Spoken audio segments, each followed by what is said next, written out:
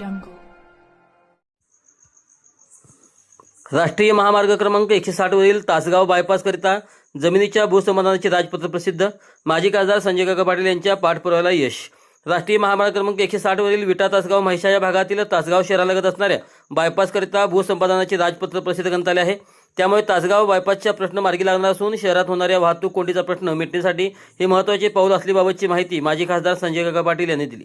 माजी खासदार संजय काका पाटील यांनी दिलेल्या माहितीनुसार राष्ट्रीय महामार्ग क्रमांक 160 वरील विटा तासगाव म्हैसा या भागातील तासगाव शहरालगत असणाऱ्या 65 किमी लांबीच्या बायपासकरिता लागणाऱ्या जमिनीचे भूसंपादन व तो विकसित करण्याकरता निधी उपलब्ध करून मिळण्याकरता केंद्रीय रस्ते विकास व परिवहन मंत्री माननीय नामदार नितीन गडकरी यांच्याकडे पत्रव्यवहार करून पाठपुरावा केला होता.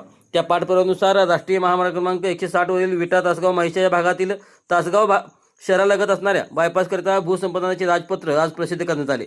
या राजपत्रानुसार आळते, लिंब, विसापूर, शिरगाव, बोरगाव, ढवळी, वंजारवाडी, पानमळेवाडी, वासुंबे, कवठे एकंद, तासगाव या गावामधील सुमारे 49 हेक्टर जमिनीच्या भूसंपादन व अधिग्रहण करण्याबाबत सूचना प्रसिद्धीस देण्यात आली आहे.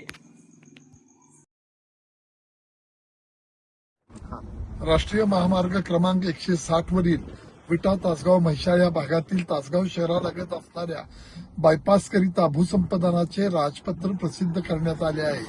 यामुळे तासगाव बायपासचा प्रश्न पूर्णपणे सुटलेला असून शहरात होणाऱ्या वाहतूक कोंडीचा प्रश्न मिटण्यासाठी हे एक महत्वाचे पाऊल आहे. आणि महत्वाची गोष्ट शहर आणि शहरातून जाणाऱ्या सगळ्या वाहन मालकांसाठी किंवा शहरातल्या लोकांसाठी अतिशय चांगली गोष्ट झालेली आहे. तेव्हा या कामामध्ये गडकरी साहेबांनी जो रस्ता आपण मंजूर करून घेतला तो तासगाव शहरालगतच्या बायपाससाठी सुद्धा आपण त्यावेळी करून घेतलेलं होतं.